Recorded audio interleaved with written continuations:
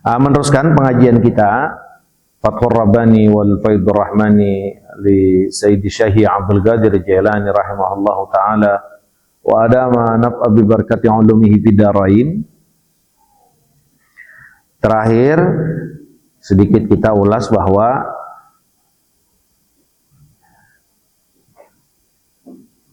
kita ini itu punya amalan, punya perbuatan, punya tugas yang harus kita laksanakan, baik itu lahiriah maupun batiniah. Nah, lahiriah seperti kayak kita sholat, kita puasa, kita haji, saat mampu umroh, zikir, baca Quran, sedekah, dan yang lain. Itu lahiriah.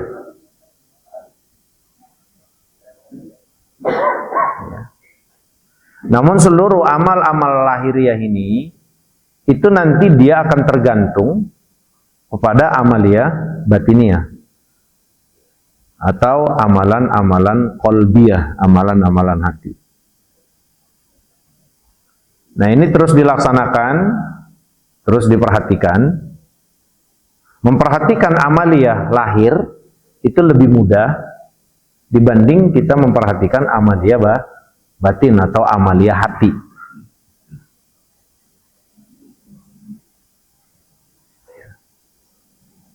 Maka yang banyak gagal itu orang, ya kita nih yang banyak gagal kita itu adalah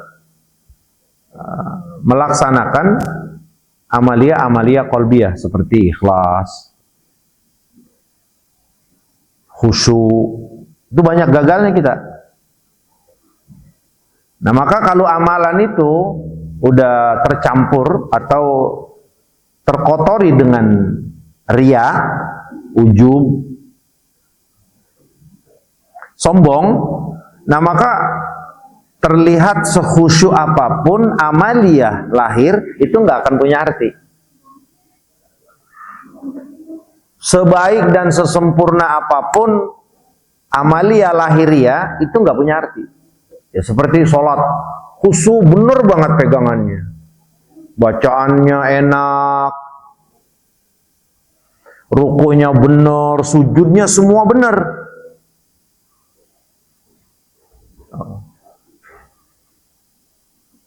Itu nggak dianggap apa-apa kalau memang amalia perbuatan hatinya ini tidak baik. Nah, maka ini terus berkesinambungan, ini terus bareng, ya, perbaikan lahiriah ya terus dengan ilmu-ilmu syariah, ilmu-ilmu zahir, salat yang baik, sedekah yang baik, haji yang baik, umroh yang baik, baca Quran yang baik, sedekah yang baik, bergaul yang baik, semuanya lahiriah. Terus pelajari, terus kita tuntut ilmunya agar tepat dan benar. Nah, begitu juga dengan yang batiniah, hati, ya, jaga ikhlasnya, jaga khusyuknya, ya, terus ya kita lakukan perbaikan-perbaikan.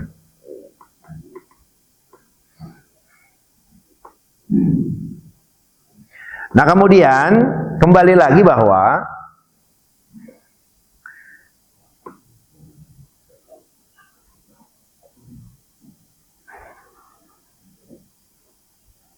al-qalbu idza kharaja fi fil asbabi wa ta'alluqi bil khalaiqi raqiba bahra tawakkuli wal ma'rifati billahi azza wa jalla wal ilmi bihi wa taraka as-sababa wa talabal al-musabbib fa idza tawassata fi hadzal bahri fa hunalika yaqulun alladhi khalaqani fa huwa yahdin. Nah, untuk sampai kepada level tawakal yang benar, yang baik. Tawakal itu adalah berserah kepada Allah, bergantung kepada Allah, bersandar kepada Allah. Nah, di sini kita ini masih sering terganggu. Ya, tawakal kita masih sering terganggu. Gantungan kita, bergantung kita kepada Allah, bersandar kita kepada Allah itu masih sering terganggu. Apa makna terganggu? Ya iya, kita tuh bergantung sama Allah, tapi juga di hati kita itu masih ada terlintas ya sama dia juga lah. Gitu. Jadi sebenarnya secara tidak sadar kita ini sudah menjadikan untuk Allah nid namanya. Nid itu ripalan. Ya benar, saya yakin Allah tuh pemberi segala rizki, yakin banget kita. Tapi di lain sisi juga ya kalau kagak ada dia, gue dapat dari mana? Nah sebenarnya ini sadar nggak sadar, ini kita udah ngejadiin untuk Allah itu ripalan namanya. Nah ini yang termasuk dianggap syirik. Fala taj'alu lillahi andada wa antum ta'lamun. Jangan sekali-kali jadikan untuk Allah itu nid, ripalan. Sementara kita tahu kalau yang memberikan rezeki itu siapa? Ada nggak yang lain? Berarti pemberi rezeki kita itu adalah Wahidul Qahhar. Yang S, siapa pemberi rezeki kita? Allah.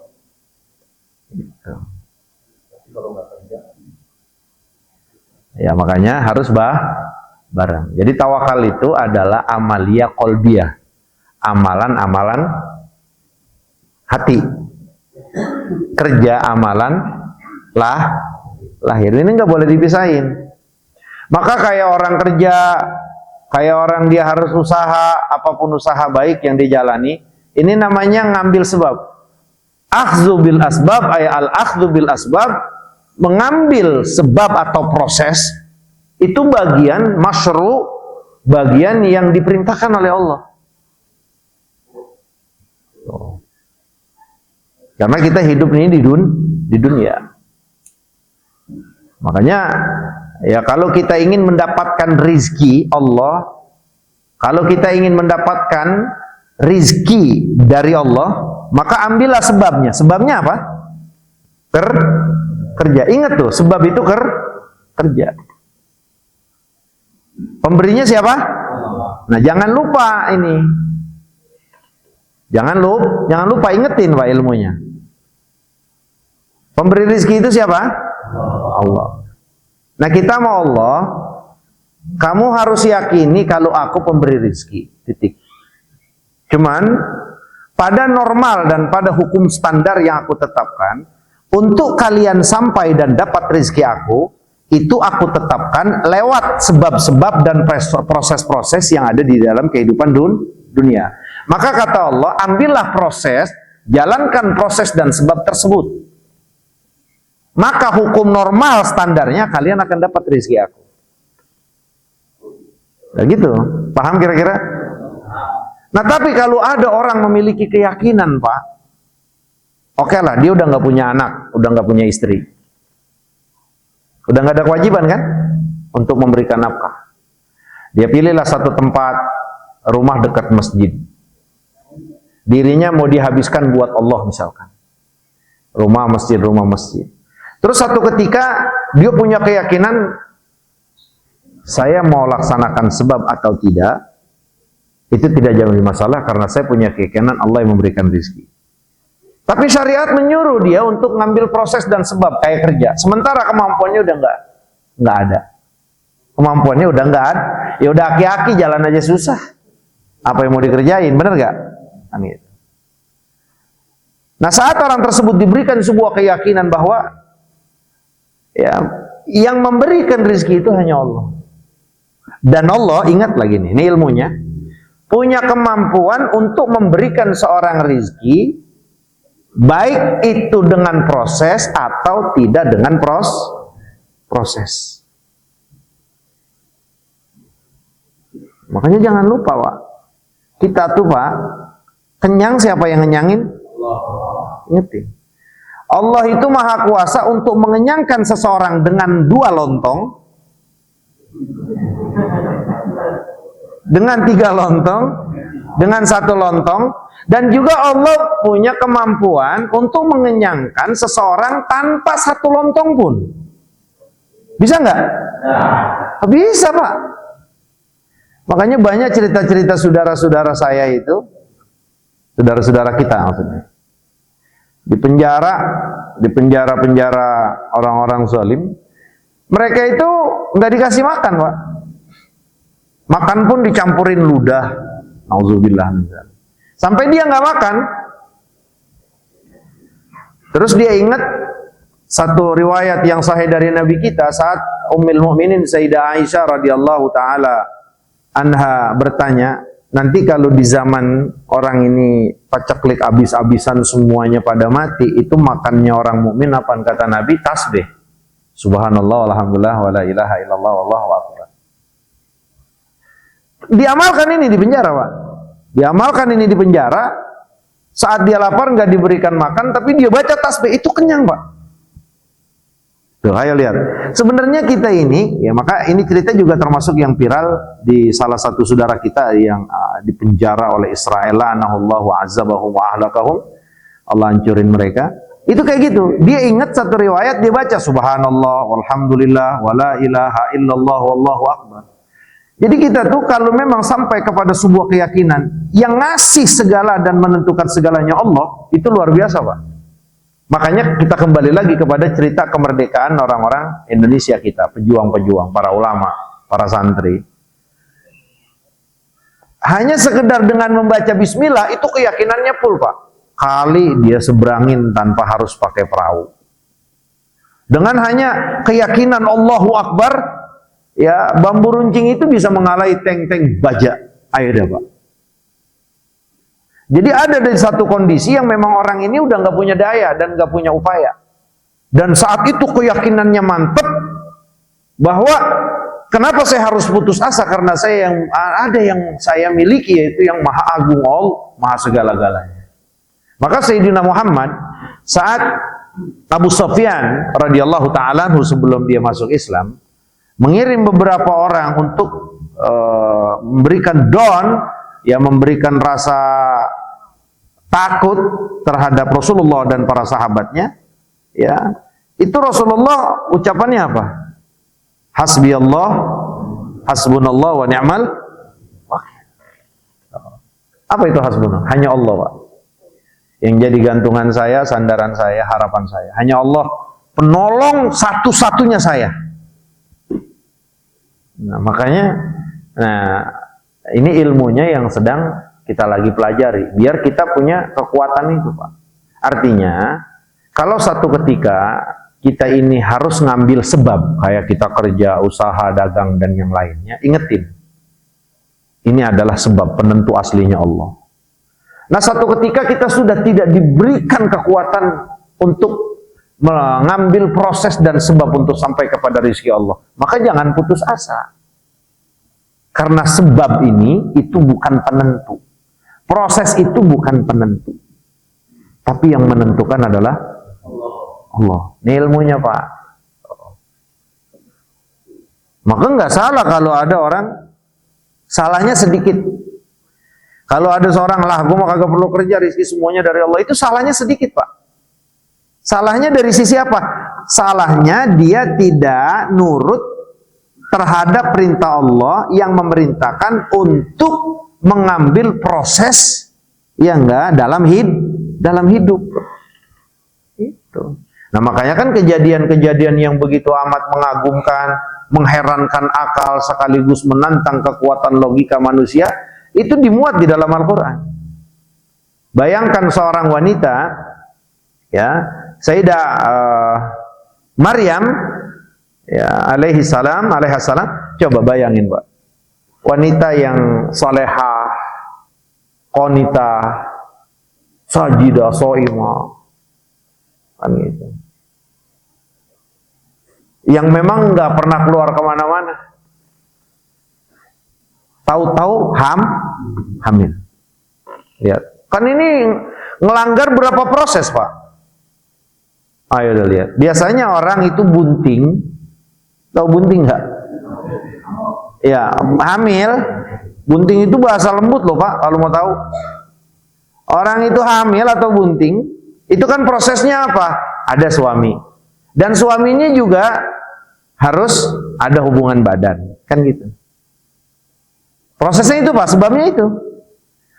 Nah, dalam kejadian yang Allah ceritakan tentang lahirnya Sayyidina Isa alaihi salam, ya, yang dilahirkan seorang wanita yang salehah, yang luar biasa, Sayyidah Maryam, itu nggak punya laki. Berapa proses yang dihilangkan oleh Allah? Nah makanya saat ada sebuah kritikan dari orang-orang Yahudi, Bani Israel saat itu kepada Allah, ya enggak mungkin Allah mampu, enggak mungkin Allah mampu, pasti ada bapaknya, kan gitu. Akhirnya kan Allah Subhanahu wa taala, kenapa Allah enggak mampu? Ngebuat yang kagak ada emak bapaknya aja Allah mampu, apalagi yang hanya ada emak, apalagi yang udah ada emaknya. Yang enggak ada emak bapaknya Allah mampu. Adam ada bapaknya enggak? Hawa ada bapaknya enggak? Enggak ada. Nah, jadi hal-hal yang diceritakan dalam Al-Quran tentang pelanggaran-pelanggaran proses, sebenarnya ini untuk memberikan sebuah keyakinan tambahan atau ilmu buat kita, agar kita ini dalam menjalani hidup seperti itu. Selagi mampu kita gunakan, kita ambil sebab dan proses tersebut, ambil sesuai kemampuan kita. Tapi kalau memang sudah nggak mampu, jangan pernah putus asa, karena kita punya Allah yang maha penentu segala-gala. Kira-kira bisa dipahamin?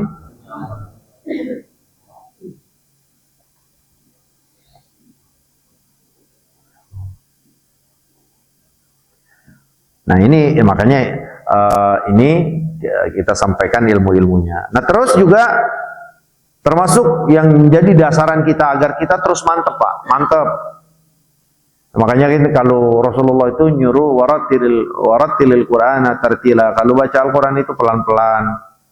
Jangan dipalingkan fokus kita, jangan ganggu perenungan kita dalam Al-Quran itu kepada fokus lagu. Nah, zaman sekarang ini orang udah lebih banyak fokus kepada lagunya, Pak. Lagunya, bukan intinya, bukan maknanya. Makanya sekarang di mana-mana orang main cakap-cakapan suara. Enggak dilarang, enggak dilarang.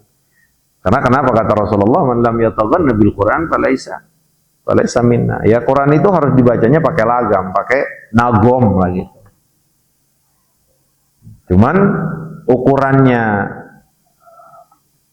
Quran itu baik yang kita dengar, atau suara yang paling bagus dari bacaan Al-Quran itu adalah, kata Rasulullah, yang saat kamu mendengar, ya hasibtahu annahu yakhshallah. Itu kata Rasulullah. Jadi ukuran suara yang paling enak saat seseorang baca Al-Quran itu adalah ukurannya apa kata Nabi? Yang saat kamu dengar, kamu ini mengira dia itu takut kepada Allah. Kayak Ustaz Anwar jadi imam. Bismillahirrahmanirrahim. Asal beliau baca, ya Allah Ustaz Anwar kalau sembahyang khusyuk ya takut sama Allah. Nah itu adalah suara Quran yang paling baik. Bukan yang lagu-lagu model macam-macam. Nah makanya dari itu, kalau baca Al-Quran itu, fokusnya itu kepada perenungan. Makanya kata Nabi bacanya tartil, bacanya itu per ayat, biar bisa mudah direnungin. Nah kalau udah direnungin, ini bahan penting sekali untuk jadi dasaran ya iman kita. Ya seperti kita lagi baca Qul huwallahu ahad. Oh Tuhan saya itu satu ya, Allahus samad. Allah itu satu-satunya tempat bergantung, mengadu seluruh makhluk. Seluruh makhluk. Kafiruhum wa mu'minuhum wa musyrikuhum, semuanya. Jadi nggak ada tempat bergantung kita kecuali Allah. Lam yalid wa lam, nggak lahir dan nggak dilahirkan. Berarti Allah kita tuh nggak punya bapak, nggak punya anak, titik. Lah ini ilmu Pak, ini ilmu. Baca lagi ayat yang lain, ayat kursi. Allahu la ilaha illa huwal hayyul qayyum. Allah la ilaha illa huwa hayyul la ta'khudhuhu sinatu wala naum. Kita tuh berani maksiat Bapak, Ibu, itu karena kita nyangka Allah nggak ngelihat. Karena kita nyangka Allah itu nggak ngawasin. Makanya kan kita berani ngelakuin maksiat. Kalau hati kita ini sadar terus, saya lagi dilihatin sama Allah, lagi dikontrol sama Allah, lagi diawasin sama Allah, kagak bakal berani Pak. Nggak bakal berani. Ya karena nggak ubahnya kita kerja di satu tempat, kebetulan big bossnya lagi ngawasin kita. Lah beda Pak, saat kita kerja lagi diawasin, sama kerja nggak diawasin, beda nggak kira-kira? Nah sama hidup kita ini kayak begitu loh. Kenapa? Kita ini masih banyak melakukan kemaksiatan. Itu pertama, karena kita ngerasa kita ini nggak diliatin, nggak dikontrol sama Allah, nggak diawasi. Tapi siapapun dari hamba Allah yang Allah sudah berikan rasa bahwa dia sedang lagi diliatin, dikontrol, diawasin, nggak bakal sembarangan dia. Nggak akan sembarangan.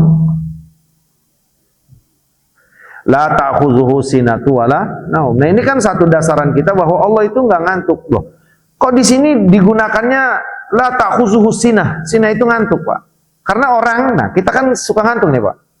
Ini ngaji begini semangatnya, kalau udah ngantuk, habis itu semua konsen. Ditanya, bangunlah. Lah, ya udah kelar. Tadi apa yang diomongin? Lahu ya, apa ya? Dia tiba ngantuk Pak. Coba aja. Baru ngantuk saja, akal kita itu udah hampir lepas Pak. Udah nggak bisa konsen kita. Dan kita kan semuanya ngeranapin Pak, ngerasain. Saya juga kan sampai sekarang masih jadi santri. Kalau lagi ngaji itu sama Buya, atau lagi ngaji sama guru-guru di di online, itu guru nerangin mata kita giniin, tapi emang udah ngantuk, bahaya Pak. Ngomongnya kemana ini yang kita pahamin gak paham. Allah kita la ta'khuzuhu sinah. Ditambahin la ta'khuzuhu sinatu wala naum, tidur. Berarti pencatatan Allah bagi seluruh makhluk itu nggak ada yang selip sedikit pun. Pandangan pengawasan Allah pada makhluk itu nggak ada yang selip sedikit pun. Kalau gerakan ini mah Pak kelihatan gerak Pak. Kalau saya gerakin di sini Bapak bisa lihat nggak? Nggak tembus sudah kan? Iya. Tapi zaman sekarang bagus Pak, ditaruhin kamera di sini. Apa yang sedang dilakukan tangan saya tahu, teknologi. Oke, kalau itu silakan. Tapi apa yang terlintas di hati saya? Ada yang tahu? Allah Maha tahu. Lahu ma fis samawati wa ma fil ard. Nah, ini ilmu Pak, ilmu dasaran kita buat memantapkan tawakal kita. Semuanya yang di langit beserta isinya, semuanya yang di bumi beserta isinya, itu punya siapa? Allah. Yakin? Nah udah Pak, kalau udah yakin aman kita Pak. Berarti 1 miliar uang yang ada di Pulan, di rekening Pulan itu punya siapa pada hakikatnya? Allah. Nah iya tuh Pak. Dan uang yang ada 300.000 di kantong kita itu punya siapa pada hakikatnya? Nah itu ingetin Pak. Makanya diajarin kita kalau lagi kena musibah, baca doanya itu walillahi ma'afa walillahi ma'akhadha walillahi ma'afa walillahi ma'akhadha walahu ma'afa. Allah yang punya hak untuk ngambil, karena Allah juga yang punya hak memberikan. Sadar kita. Nah makanya kalau lagi blank-blank dikit mah wajar Pak, itu mukmin. Mukmin bukan berarti dia bersih dan tidak tersentuh oleh sebuah kesilapan. Itu bagian daripada manusiawi. Cuman kagak lama-lama Pak tidurnya, cepat sadar. Kan gitu.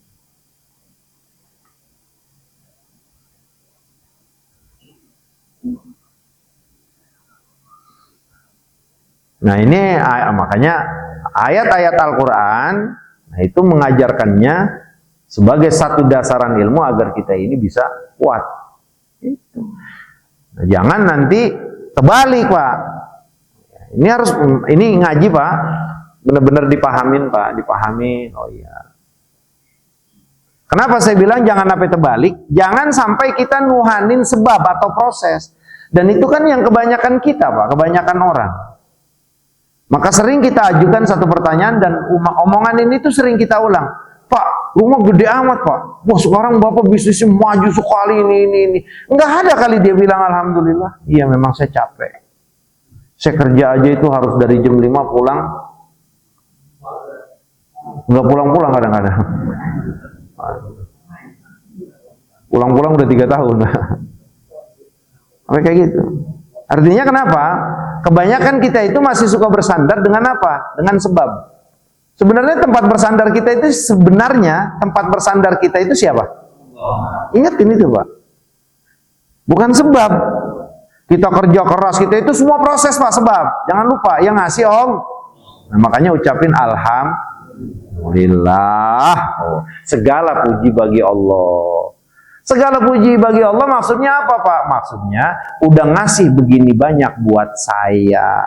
Tenaganya dikasih, prosesnya disiapkan, begitu juga kemudian dimudahkan, rizkinya sampai kepada saya sesuai yang saya inginkan. Semuanya siapa yang ngasih? Allah. Coba kalau Allah udah nggak kasih aja. 1 dari 3 ini atau 1 dari beberapa, nggak dikasih kekuatan, bisa dia kerja. Dikasih kekuatan lebih, tapi apa? Nggak disiapkan oleh Allah sebabnya. Bisa. Dikasih kekuatan, dikasih dia sebab, dikasih semua proses, tapi endingnya Allah nggak tentukan iya. Dapat? Enggak. Makanya jangan suka sombong. Jangan suka ngagul. Tahu nggak ngagul? Boy, jangan iya-iya aja, paham nggak? Nanti diterjemahin sama Pak Haji Muhayyar kalau nggak paham. Pak Haji Muhayyar orang Betawi, dia paham, ngagul itu kan. Jangan sampai salah, jangan sampai salah. Nah, makanya kalau apapun proses yang sedang kita jalani, baik itu terkait dengan urusan rezeki kita, kerja kita, bisnis kita, apa saja, ingat, ini adalah proses dan sebab pada hakikatnya Allah yang menentukan. Maka yang pertama harus keluar dari lisan kita bareng dengan hati kita, artinya muji Allah Allah yang kasih. Nah ini ilmunya Pak, ini ilmunya biar benar-benar kita perhatikan dan terus diulang-ulang. Agar apa? Agar benar-benar jadi dasaran dan prinsip kita. Gitu. Makanya kan orang tuh suka belagu karena dia saking ahlinya itu, ya bawa motor atau bawa mobil, alah, sombong.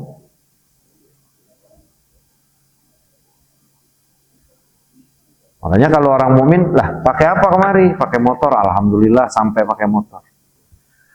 Dia nggak akan bersandar kepada kemampuan dia jago naik motor. Dia nggak bersandar kepada motor yang dia gunakan. Tapi dia bersandar kepada siapa? Allah. Kenapa memang? Karena ini semua proses yang nentuin Allah. Fasilitasnya dikasih, prosesnya digampangin, sebabnya disampaikan sama Allah, disampaikan sama Allah. Tuh, begitu. Makanya nah itulah doa yang Nabi ajarkan saat sudah mulai di kendaraan. Ya, subhanalladzi sakhkhara lana hadza wa ma kunna lahu wa inna ila rabbina lamunqalibun. Itu disadarin kita, udah disadarin. Ini motor, ini onta, ini apa juga semuanya kendaraan, mobil, motor apapun itu ditundukkan oleh Allah untuk kita. Buminya ditundukin nama Allah, kendaraannya ditundukkan oleh Allah, kita naik dijalanin nama Allah sampai. Sakhkhara lana hadza. Jadi bukan pada saat kita naik pesawat, naik kapal laut doang, kalau laut itu ditundukkan oleh Allah. Seluruh makhluk Allah ini yang Allah tunjuk dan tetapkan buat fasilitas kita, itu ditunjuk dan ditundukkan oleh Allah untuk fasilitas kita. Nah emang kita jalan Pak? Akhirnya kalau kagak ditundukin Allah, bisa jalan nggak?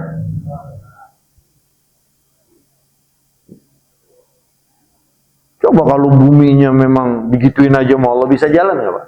Makanya kalau ngelihat orang-orang gempa itu kan, di jalanan, di Cina, di Jepang, lagi naik motor berhenti, dia turun berhenti.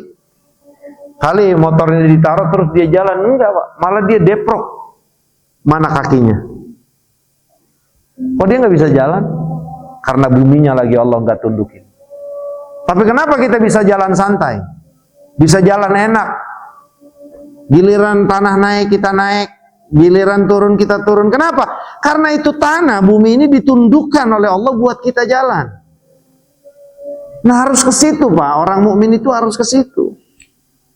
Jadi dia terus akan ingat Allah dan dia terus akan mengucapkan alhamdulillah. Paham nggak ini kira-kira? Ya orang ini pada ngantuk nih. Bu, paham Bu? Ya ibu-ibu orang Kalingan begini kita tanya paham aja, padahal pada tidur. Aduh, jangan ya Bu, jangan tidur Bu. Nah, lanjutnya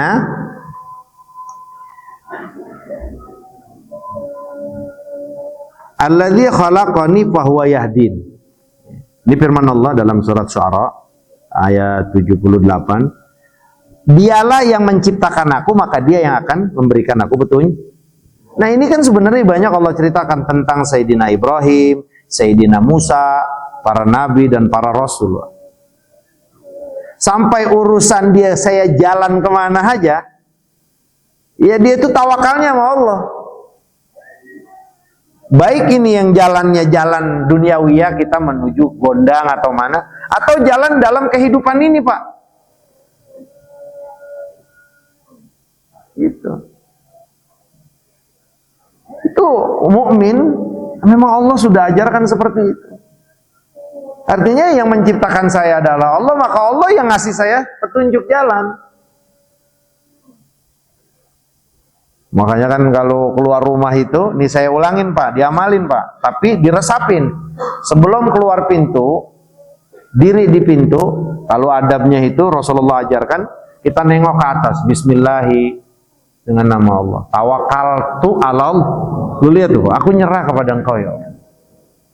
Wala haula wala quwata illa bil. Lihat itu Pak.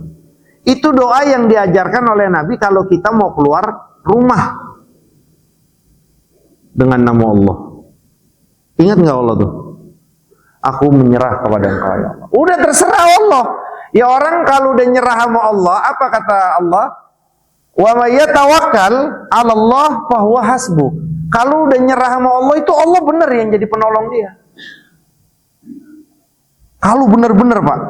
Jadi kalau kita mau keluar rumah, mau kerja, kita udah bilang dengan nama Allah, aku nyerah kepada Engkau. Emang udah nyerah, terserah. Kalau bahasa Betawinya, bodoh amat dah, Allah mau bagaimana, kayak penting gue udah nyerah sama Allah. Karena kenapa ya Allah, aku tuh nggak punya daya dan upaya kecuali daya dan upaya yang Kau berikan. Kelar.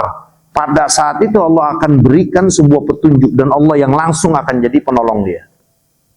Nah makanya saya ulangi cerita, kenapa Sayyidina Ibrahim saat dilemparkan ke dalam api oleh Namrud, api yang amat begitu besar, itu Sayyidina Jibril langsung nempel. Hal indaka haja li, kata Sayyidina Jibril, Ibrahim, ya Khalilullah, apakah kamu punya kebutuhan yang untuk aku? Apa namanya dari aku? Maksudnya menawarkan pertolongan. Maka kata Sayyidina Ibrahim saat itu, kalau dari engkau, aku nggak perlu. Terlihat bahasa ini. Kalau dari engkau wahai Jibril, aku nggak perlu. Itu. Karena yang aku perlukan di sini, yang aku gantungkan saat ini, yang aku harapkan saat ini, yang aku berserah saat ini dari ujung rambut sampai kaki aku hanya kepada Allah. Gitu. Nah makanya kenapa bukan Sayyidina Jibril yang disuruh niup tuh api biar mati? Itu dalam Fima Dzukira fi Ibnul Katsir, itu ceritanya kan bukan hanya Sayyidina Jibril, malaikat hujan, malaikat angin itu semuanya nyamperin ke Allah minta izin untuk nolong Sayyidina Ibrahim.